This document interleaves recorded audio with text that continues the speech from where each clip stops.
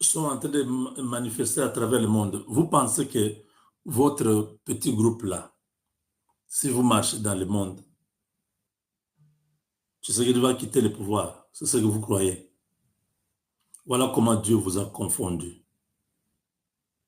Aujourd'hui, la classe politique américaine ne veut pas de vous. La plupart d'entre vous, vous serez déportés. Ce sont des décisions qui ont été prises. ICE est informé. Le président Trump est informé. Ses services sont informés. Votre manipulation qui vous a amené jusqu'à être ingrat devant les États-Unis, qui vous a accueilli, qui vous a donné l'asile. Vous avez menti, vous êtes venus aux États-Unis comme des Congolais, pendant que vous étiez des Rwandais. Vous venez manifester, vous dites que l'Amérique n'a rien fait pour vous.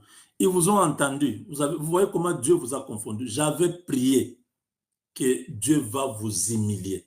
Ce que vous pensez là, ça n'arrivera pas. Votre plan, où vous voulez que le monde ait pitié de vous, on vous connaît, des grands manipulateurs. Vous voyez comment vous souki m'abe. Vous allez confondre binonyos.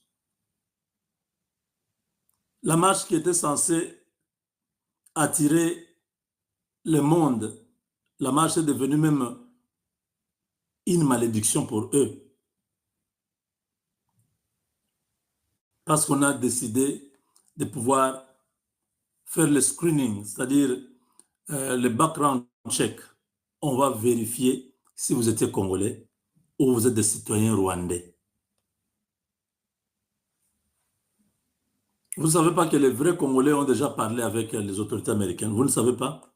Ça, ce n'est pas l'époque d'Obama. C'est devenu un problème des républicains.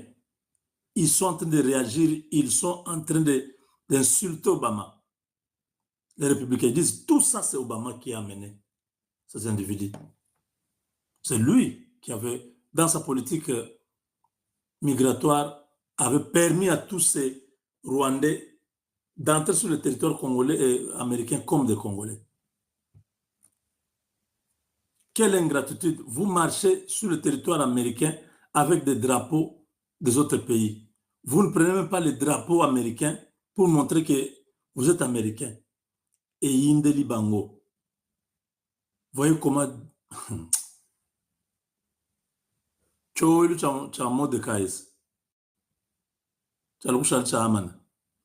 Si c'est Balouké comme une neuf.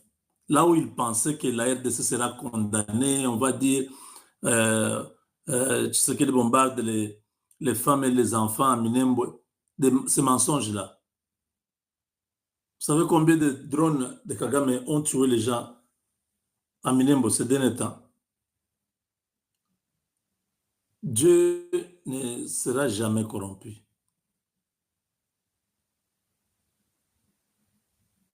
Dieu ne peut pas les corrompre. Faites vos jeux là. Regardez comment les retombées, combien de gens réagissent, combien de gens sont en colère contre votre marche. Et vous voyez comment un seul Congolais qui était sur votre parcours, comment il vous a malmené. Vous imaginez si tous les Congolais avaient décidé de venir.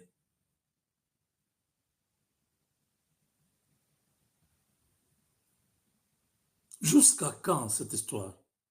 Vous ne pouvez pas vous occuper de votre pays. Vous avez un pays. Le Rwanda, c'est votre pays. Ne cherchez pas à prendre ce qui n'est pas à vous. Vous ne l'aurez pas. Oui. Ne cherchez pas à prendre ce qui n'est pas à vous.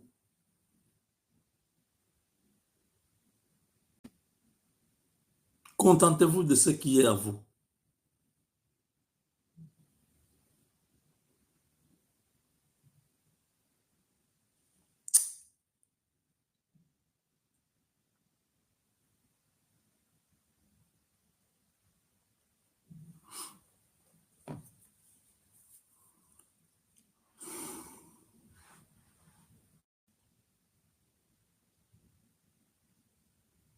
On doit finir avec cette histoire.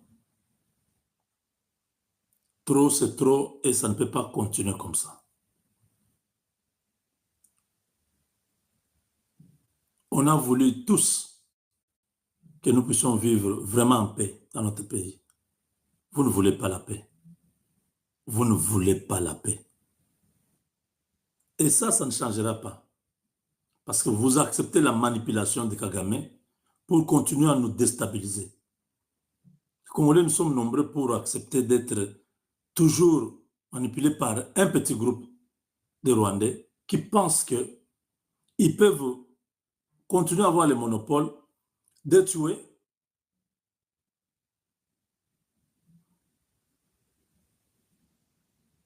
et après avoir tué, se présenter comme victime. Ce double G n'a plus sa place. Ce double G est révolu. Depuis hier, vous avez entendu quel officiel américain parlait en bien de vous. Allez sur le compte X de tous ces officiels américains. Personne n'est avec vous. On vous connaît. Tous les Américains demandent à ces Rwandais de rentrer chez eux. If you're not happy here, go back to your country. On leur a dit. Vous dites que l'Amérique n'a rien fait pour vous, pour stopper Tshisekedi. L'Amérique dit, ah bon? Moi qui vous ai donné la résidence.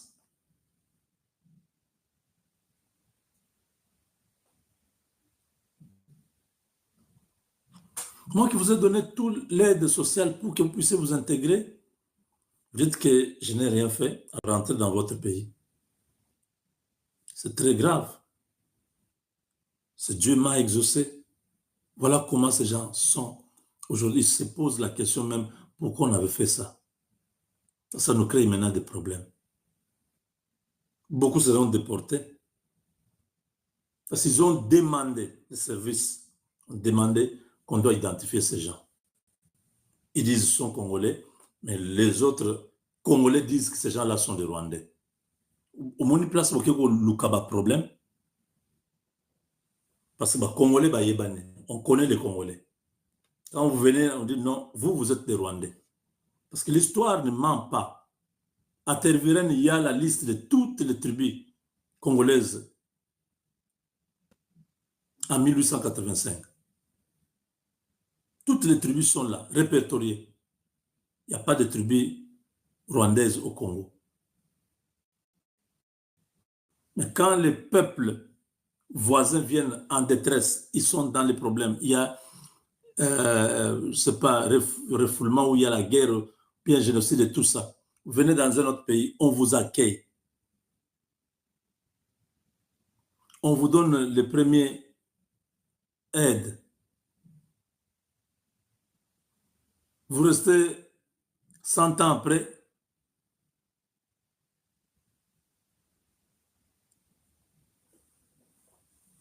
vous changez, vous devenez des Congolais. Un tronc d'arbre, même s'il fait 100 ans dans l'eau, il ne deviendra jamais un poisson. C'est ça votre cas. Même si vous faites 1000 ans au Congo, vous ne serez jamais Congolais. Vous ne serez jamais une tribu du Congo. Vous pouvez être Congolais. Parce que on a vu même les Chinois congolais. Les Maliens qui ont pris la nationalité congolaise, vous pouvez le faire. Mais devenir une tribu, non. C'est pourquoi vous ne parlez jamais en termes de tribus, vous parlez en termes de communautés. Au Congo, on n'a pas de communauté. Les communautés qui sont là, ce sont des populations des autres pays qui sont chez nous. Quand vous commencez à parler en termes de la communauté Tutsi congolaise, non, il n'y a pas une communauté. Il n'y a pas plutôt, oui, il y a la communauté Tutsi congolaise, oui, parce que vous tirez votre source au Rwanda. Mais une tribu, il n'y en a pas. Donc, parlons des Rwandais, des réfugiés rwandais, qui manifestent contre le pays qui les a accueillis, qui veulent qu'ils puissent avoir, je ne sais pas, quel type de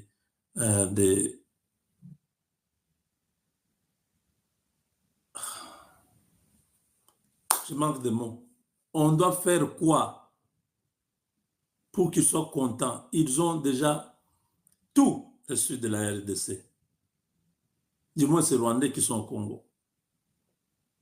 Ils sont occupés de postes, ils ont fait ceci. Mais ça ne suffit pas. Il y a toujours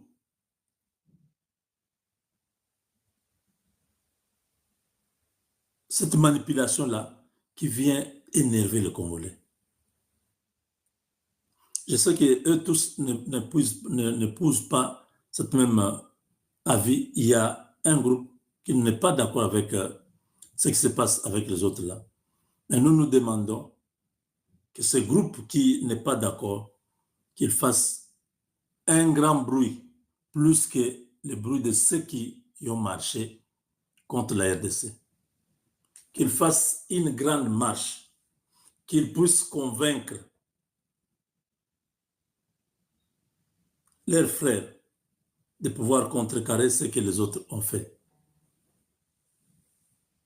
Si vous apprenez qu'on est en train de déporter ces Rwandais des États-Unis vers le Rwanda, ne soyez pas surpris. Ce ne sont pas des Congolais. Ils ont usurpé l'identité, ils arrivent là-bas, ils commencent à attaquer les pays qu'ils prétendent être citizens ou les pays qu'ils ont la nationalité. Vous allez chanter contre notre président, contre Tshisekedi. Tshisekedi qui vous défend, Tshisekedi qui s'est mis en défaut avec les Congolais, qui a dit que les Banyamulenge sont nos frères. Oui, ce sont nos frères. Mais cette manipulation entre toujours dans cette équipe-là. Et le Rwanda, et Moutapé Saki Moto wana bandeko ba Congolais, ezali le président Tshisekedi. Yenda pelisi moto entre les États-Unis d'Amérique et le Rwanda. Bandeko, nous vous disons que les Américains et les Rwandais, dans degré moko, il n'y a encore rien qui reste. Je vais vous lire un document pour comprendre le pourquoi. Et puis on va mettre les stratégies sur les migrants. Pourquoi Tshisekedi a accepté? Je dis bien, Mokozamboka. Ponanini a accepté l'arrivée des migrants. Bande de Congolais, toko solo la yango na kati émission. Toko beta masolo. Alors bandeko, avant de kene musika, nazo senga to sécuriser live oyo. Okoti o aimé, okoti o aimé, okoti o commenter. La seule possibilité na bino ya ko protéger live yango. Okoti o aimé, okoti o partager. Pour que et permettre les Congolais nyonso ya partout baye bapé o ezali kolekana na République démocratique du Congo, mboka na bino, mboka na biso. Matondo mingi na bino parce que bosali yango ebele. Yoka, qu'est-ce qui se passe au Grand Katanga? Tobandi wana. Mitwaba en République démocratique du Congo. Échec cuisante de 3 cas. Katumbi, Kagame, Kanambe. Katumbi, yenda zaki ko construire l'aéroport de Molonde. Boye biango. L'objectif de l'aéroport ya Molonde est à la kinini pour battre instabilité Naga Katanga, échec. Tous les 3 cas ont échoué. Kabila, lui le propriétaire, il y a l'objectif, il y a qu'à soudaniser la République démocratique du Congo. Échec. Oye Kobakisa Sikoyo, Yemoko Paul Kagame. Ni le cas ni Sikoyo bande Koba Congolais, tous les bêtes de Bilo solo on comprendre que si ba avancer qui na programme na bango ya déstabilisation à Katanga. Ils avaient mis de l'argent. Tokanga qui ba chinois qui ont témoigné. On a pris des matériels militaires, des tennis, et ça là qui arrêté. Bandeko, même un député français, et pardon, même un député chinois, bah préanda qui est, nakata complot wana. Alors, yokana tangelo document, Mitwaba en République démocratique du Congo, échec cuisante de 3 cas, dont Katumbi, Kagame, Kanambe. Le gouvernement provincial du Haut-Katanga félicite nos vaillants FARDC avec en tête le général Edi Kapen. Alors, après la reprise de contrôle total du village Nkonga, Mitwaba, dans le cadre de la poursuite de l'opération Mazingira Bora, dans le territoire de Mitwaba, le village Nkongo, situé à environ 35 km de Mitwaba centre, est désormais entièrement sécurisé et sous contrôle total des FARDC et l'armée de la République démocratique du Congo. Bandeko, Nakobete la haut solo. Quand je vais quitter ici, vous allez comprendre que les FARDC, la victoire en Azou en Ndengeni. C'est ça qui dit que la République démocratique du Congo, parce que je vais continuer de lire les documents sécurité. La République démocratique du Congo a signé des accords sur la défense et la sécurité. Nous avons même signé des accords sur les renseignements. Bandeko, vous avez vu Donald Trump, non? Ah bon, Bagaté, il dit la vérité. Vidéo Moko Ezali, Jané. Oyo, Donald Trump Azoloba, na numéro 1, Yassia. Pesangaï rapport Yamakambo Kolekana en République démocratique du Congo. Alors, c'est pour que vous puissiez comprendre que niveau renseignement, toi, Nango, Bandeko, ça donne la victoire na ba FARDC, na ba Kwenyonso. Ndamoni, rébellion Moko wana ya ba Katakatanga et des autres. Au niveau du Grand Katanga, Bandeko ba Congolais bazwa qui déjà total contrôle. Il y a mis toi ba presque. Mais pas à délogé. Qu'est-ce qui s'est passé? Amitouaba, désormais entièrement sécurisé et sous contrôle total de FARDC, Force armée de la République démocratique du Congo, après l'incursion des miliciens Maï Bakatakatanga affiliés à la coalition criminelle RDF, AFC, M23, Twiranaréro, le 30 mars dernier, ainsi que le plan diabolique de ces 3 cas, Katumbi, Kagame, Kabila. Alors, Mandeko ba Congolais, plan wane zalaki, il y a niveau à Kosakanate, on va dire qu'on prépare na Katanga. Et la date na bango ezaki le 20. Oh, le 20 avril, Ndebalobaki va déstabiliser la partie Est. Préparation ezalaki à Makasi. Bakota nde Lubumbashi. Tant bakoma na Lubumbashi, basali maman en action. Mais le service de renseignement est déjà. les cognosos, le service de renseignement, besoin qui information à bango tout de tout ce qui se passe là-bas. Besoin qui information. Voilà pourquoi bandeko congolais l'échec cuisant. Alors mungu na wana bandeko congolais kolemba te. Mais malgré kozanga kolemba na bango, États-Unis d'Amérique lobi a frappé Rwanda. A frappé Rwanda. Bandeko, ndenge na loba qui dès le début de mon émission. J'ai dit ceci. L'objectif auto kolobanango aux États-Unis d'Amérique kazanango et ça y a fixé Rwanda économiquement, diplomatiquement. Tellement baksone ko salama, j'étais Kagame mataki n'était kokita. C'est les États-Unis d'Amérique oyo to kolobanabino le loyo a la contrôle de la situation. Et bandeko Amérique a qui décision il y a qu'à sanctionner toutes les autorités. Il y a Rwanda. Bah autorité tout. Amérique a sanctionné. Et attends qui comboté. Alors Kagame a kanisa qui a moisa maseki.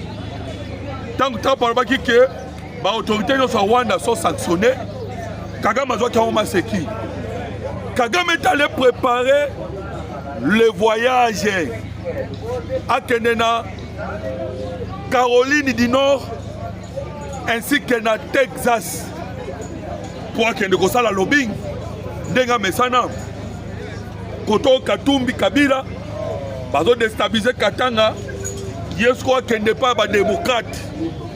Pour que ayabisa ba démocrate, ndeni bakoki kosala, va continuer le plan na bango machiavélique.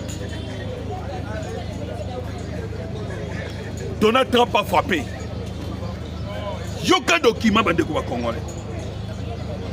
La situation se dégrade fortement pour le président rwandais, Paul Kagame. Paul Kagame s'est vu refuser un visa pour les États-Unis d'Amérique. Donald Trump étant de plus en plus exaspéré par son refus persistant de retirer les troupes rwandaises du Congo. Bandeko, Donald Trump a autant coupé ses micros, si la situation est la République démocratique du Congo, mais avant de nous Trump pas au Maloba, au niveau du Conseil de sécurité, les États-Unis d'Amérique ont qui Maloba. Bayebisi na Rwanda. Aux alliés toujours qu'on continue qu'on déstabiliser l'Est de la République démocratique du Congo. Et lui-même Kagame déjà tina qui message pas Donald Trump. Ayebisa qui déjà Donald Trump que akobimisa basoda na na Congo te. Pourquoi? Parce que tu sais Donald Trump a laissé Tshisekedi faire tout ce qu'il veut. Bande comme Congolais, au monde sikoyo et yindi entre Donald Trump et Paul Kagame. Kagame a tenu maloba et pas Trump. Alors tant que vous avez un micro, vous avez un micro. Et pas Donald Trump. Donald Trump a besoin de baboyer. Alors, na Kagame, comme le Rwanda a refusé de retirer ses troupes à l'est de la République démocratique du Congo, ils auront des sanctions plus lourdes. Alors, on me dit pourquoi Sikoyo Awa, Kagame est déjà barriébissé au Tambolate, si un criminel par les États-Unis d'Amérique. Mais que barriébissé, va décoller, c'est ça dans autant de documents. Alors, je vais encore continuer.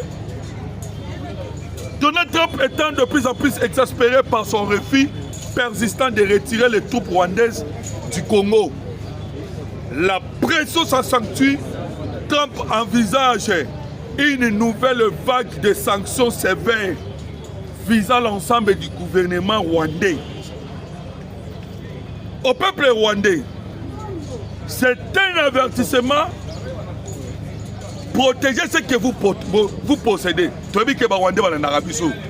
Voilà pourquoi tu as lancé un message. Pas protéger Oyo Bango Bazali ko posséder. Pourquoi? Parce que ba foi peso ya makasi.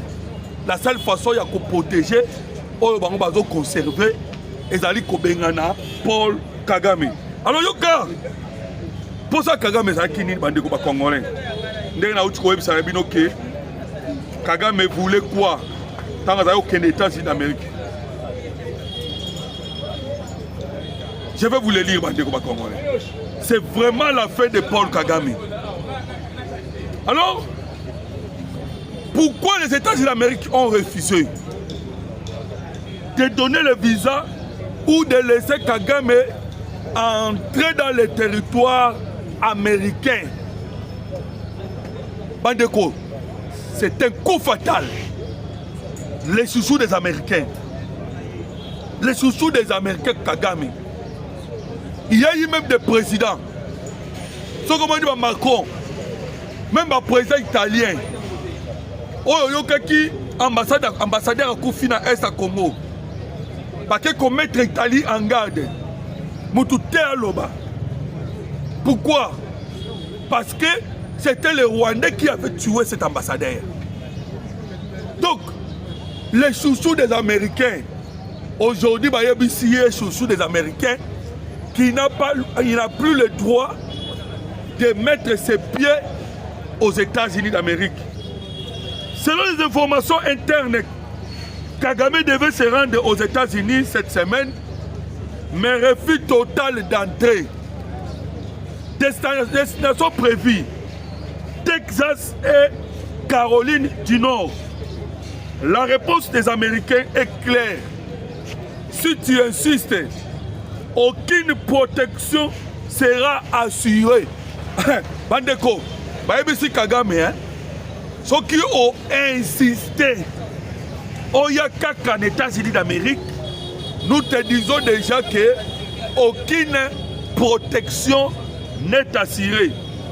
Alors, Yokan de Congolais, et ce n'est pas tout. Ce n'est pas tout.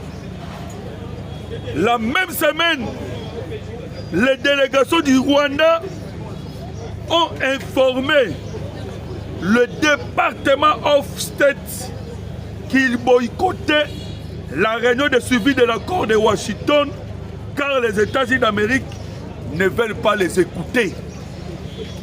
Au moins, que moto et pays entre les États-Unis d'Amérique et Rwanda. Bayi Rwanda balobi na Trump boye.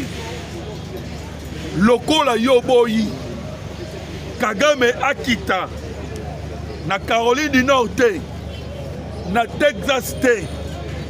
Banire complètement.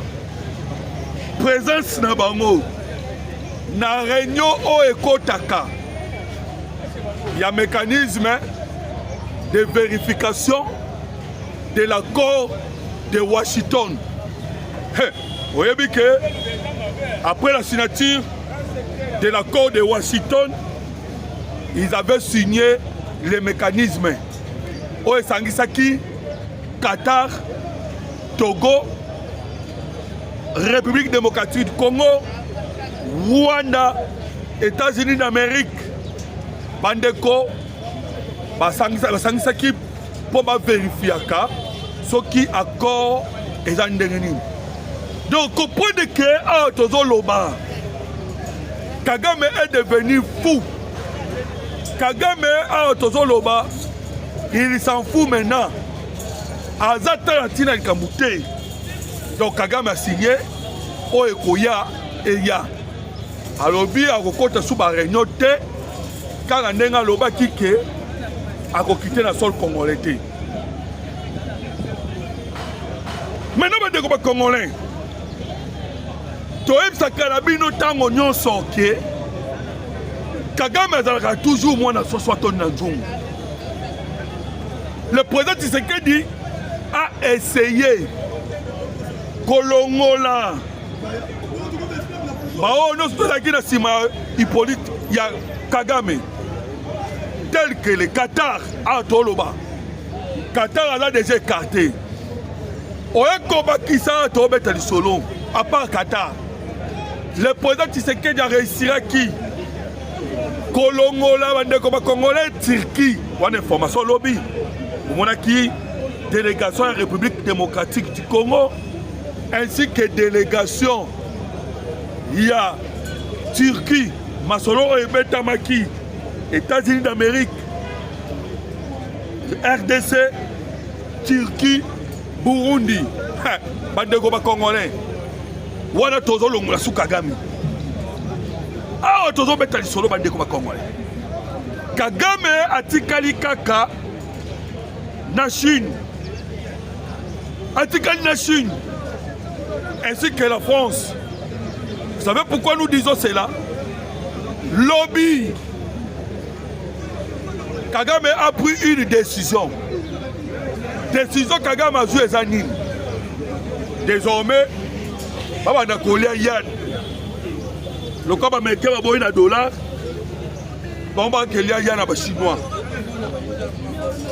Alors vous avez compris pourquoi les États-Unis d'Amérique qui va imposer le patron ya Monisco, mais Chinois Baboyaka. Vous avez maintenant compris pourquoi. Tant que les Américains disent non, James Swan est un Américain, les Chinois disent Tolingi James Swan était. C'était parce que les Chinois aussi sont piyaka. Et le monde a M23 à l'est de la République démocratique du Congo. Pas piyaka. Alors, il y a une situation. On a contrasté il y a la République démocratique du Congo. Il y a une situation.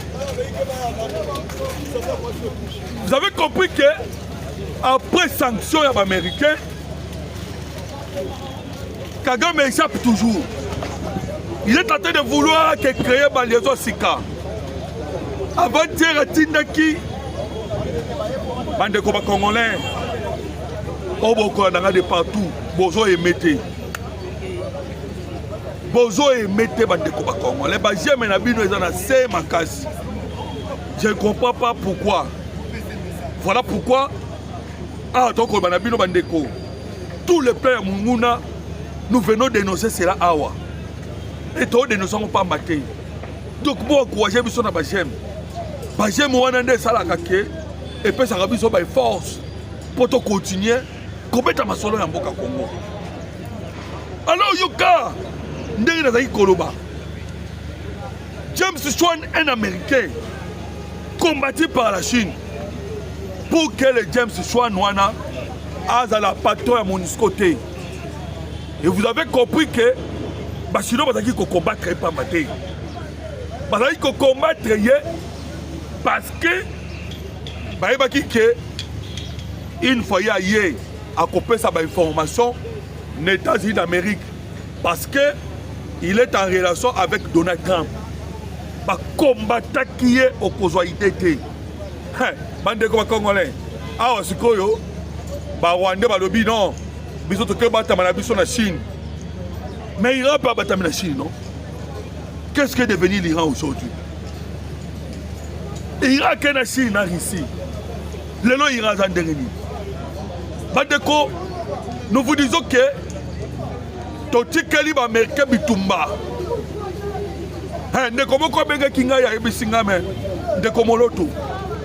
Qu'est-ce qui fait que Bino, au lieu de Bundate, Bokomika, Amérique.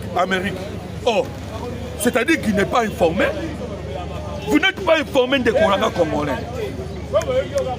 Vous n'êtes pas informé. Pourquoi vous n'êtes pas informé? Nous le disons. Kagame est responsable. Et le monde américain, il y a une situation où est la République démocratique du Congo. Il n'y a que les Américains qui ont accompli le Lokoana. Bango mo pasala ki crime. Bango mo comme format qui est. Bango ba commissaire qui est non soana. bango moko esengeli bapanza komona bango. Voilà pourquoi le plan est déjà mis en place. Il y a d'abord le patron d'Africom, Bandeko. Na ba commentaire, vous comment bravo na maman Thérèse Kaikwamba. Parce que a changé le style de Moussala. Maman Thérèse Kaikwamba a changé le style de Moussala. A commis Kosala Moussala d'une façon clandestine. Mais a bimisa des événements de coups fatals. Ba coup oyo sala makasi passe makasi. Ndeti dernièrement awa la République démocratique du Congo a signé une Africom. Vous savez pourquoi? Africom a signé une Bango et ça a un objectif fini. Et Africom a béni. Tozoya, nous allons rétablir la paix par force. On comprend déjà que d'abord le patron de MONUSCO américain a récolté des informations pour avoir des informations bien. Le bateau wana lobi boye ya MONUSCO. Il faut bango MONUSCO au travers de la décision. Oh yo, décision ezomaki na niveau ya bandeko bakongolais na Suisse. Et puis si bango siko le droit bakene na Congo profond na l'espace tout et ça contrôlé par le mouvement M23 AFC RDF Kagame. Et vous savez pourquoi? Et ça pour un objectif pas que ce soit information. Pas soit information. Pas bandenge nini ya kobeta. Pas bandenge nini ya kobeta Kagame. Voilà pourquoi bazawana. Maintenant Paul Kagame la France est toujours là derrière. Baï français. Bazaka Kawana na Sima. Pourquoi Tolo Babongo? Babenga Kagame. Babenga Louis Michikouabou. Bapese mandat continuer. Et Bakeko pese Kagame Minduki. Nandela à Pologne. Nandela à Turquie, à Ukraine. Les Français ils sont toujours derrière Paul Kagame. Des bateaux batikali na Kagame. Mais bande comme Congolais. Awa tozo loba. Quel que soit bango bazana nouana. Le niveau de technologie, il y a FRDC Zadi Alikolo. Maintenant Kagame pour donner les arguments parce que awa tozo loba labino. Tous les conseils de sécurité Zadi Kokota. Les Français sont comme Karabouchi. Maintenant, pour avoir mon opinion, Kagame a créé une stratégie de Banyamulenge. Oh, il y a des défenseurs de Banyamulenge. Les Banyamulenge ont marché hier aux États-Unis d'Amérique. Les Banyamulenge ont marché hier na Kenya. Oh non, ils sont Banyamulenge.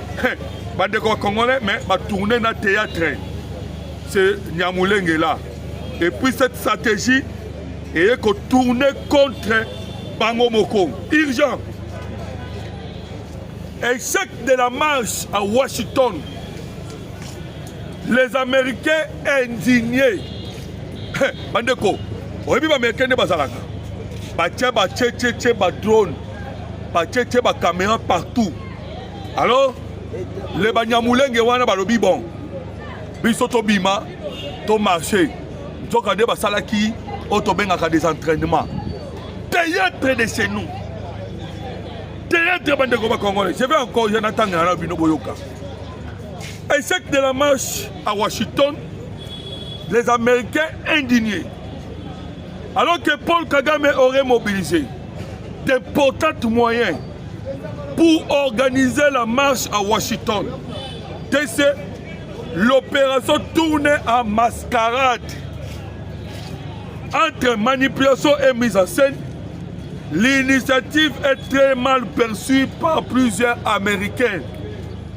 Certains vont plus loin et réclament des mesures fermes, estimant que ces acteurs profitent du pays tout en menant des actions jugée provocatrice. Une stratégie qui se retourne contre les organisateurs. Bandeko, awa tozolo banabino, stratégie na bango et se tourner contre bango moko. Bango bakanisa kike nde baza wana stratégie na ba osala banyamulenge balela liboso Maison Blanche. Tokande Maison Blanche observe tout et stratégie wana tourner contre bango. Mais les banyamulenge congolais aussi, parce qu'ils en sont là, conscients, bandeko, parce que la bête du soloté, soroke kuna na territoire na ba haut plateau, parce que mulenge ezali na ba haut plateau, mulenge ezali na haut plateau de Fizi, na haut plateau de Mulenge, pardon, haut plateau de Fizi, haut plateau de Mwenge, ainsi que ya Uvira. Kuna, il y a aussi les Wazalendo. Banyamulenge, mais ba Wazalendo. Oh, babenga mina kombo ya Gumino. Gumino. Ces gens-là, bandeko bakongolais, ils sont forts. Bango sikoyo, babundana ba Wazalendo na biso. Quoi qu'ils soient de toutes. Pourquoi s'opposaka na manipulation ya Rwanda? Ils s'opposent. Voilà pourquoi le président Bimaki, pour dire que ba marche wana nosto basali ba yebi yango te. Ba yebi yango te. Alors, Mandeko, Kagame nyonso akosala les aussi baté. Toyebisa kibino ke Mulenge na Masisi de Debeki au Kagame ali Kusimba. Pourquoi les Debeki?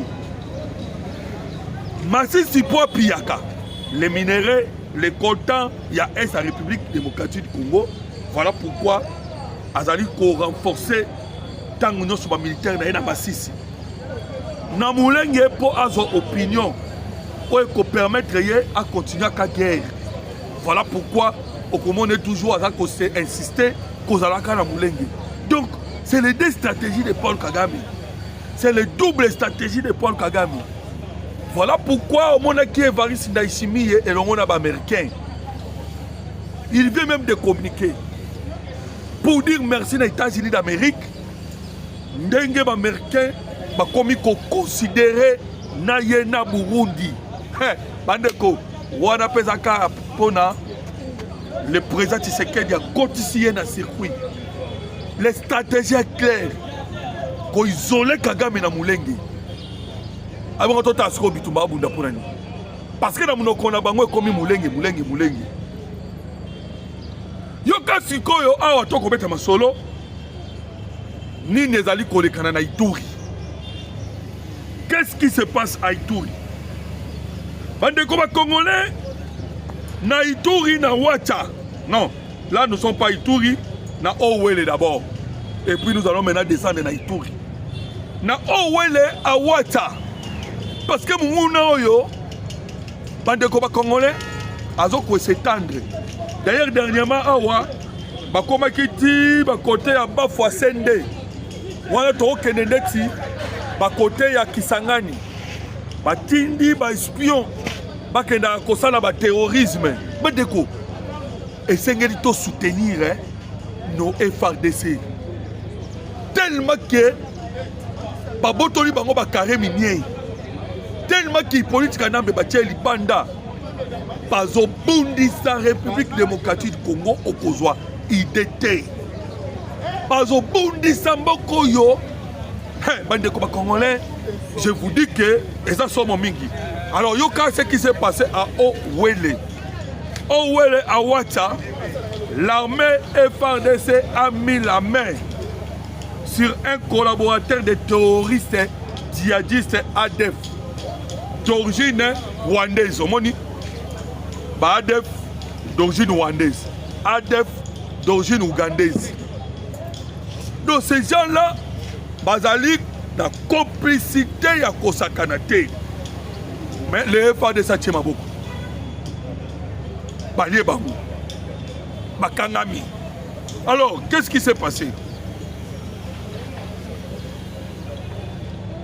Il faisait l'espionnage.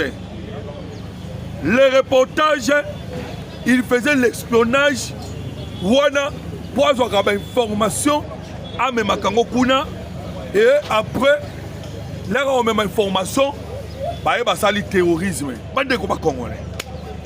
Voilà un peu ce qui se passe dans le pays Nabiso.